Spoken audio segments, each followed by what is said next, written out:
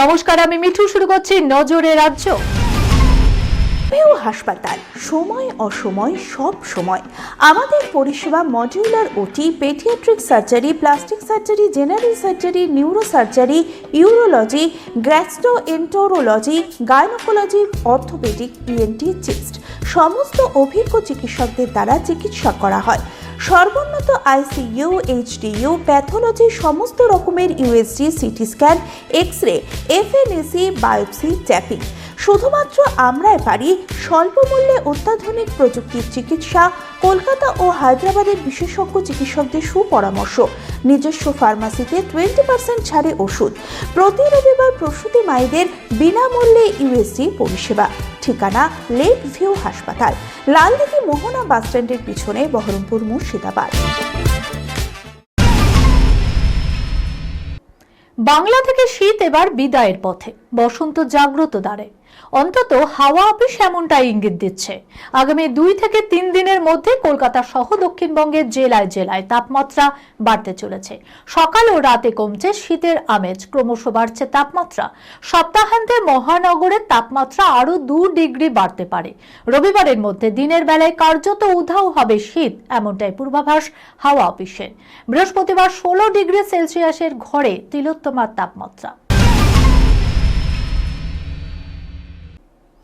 বারান্দায় পড়ে রয়েছে মোবাইল, সঙ্গে রয়েছে চিরকুটো, তাতে লেখা।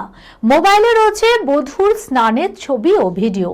10 লক্ষ টাকা না দিলে সেগুলি ভাইরাল করে দেওয়ার হুমকি দেওয়ার অভিযোগ একদল দুষ্কৃতীর বিরুদ্ধে। ব্ল্যাকমেল করে লেখা চিঠিতে নিজেদের মহিলা বলে দাবি করেছেন সমাজ বিরোধীরা। ঘটনাটি পূর্ব বর্ধমানের পূর্বস্থলীর নাদনঘাট থানা এলাকায়। স্বামী টোটো চালক বুধবার তার বাড়ির সামনে কে বা কারা একটি মোবাইল সহ একটি চিরকুট ফেলে রেখে যায়। চিরকুটে লেখা, দিদি মোবাইলে তোমার ছবি আছে দেখো। সেই মতো মোবাইলে ফটো গ্যালারি খুলতে চোখ কপালে ওঠে বধূর। সেখানে তার বেশ কিছু স্নানের দৃশ্যের ছবি ও ভিডিও রয়েছে। এই চিঠি পাওয়ার পরই পুলিশের দ্বারস্থ যুবতীর পরিবার। ঘটনার তদন্ত শুরু করেছে পুলিশ।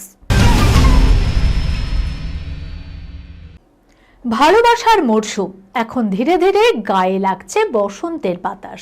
প্রেমের উল্টো পিঠে থাকে অপ্রেম, মিলনের অপর প্রান্তে বিরহ থাকে, অর্থাৎ একলা যাপন। তাহলে সেই সব হ্যাপিলি সিঙ্গেলদের মনে কি চলছে এখন দুয়ারে ভ্যালেন্টাইন্স ডে?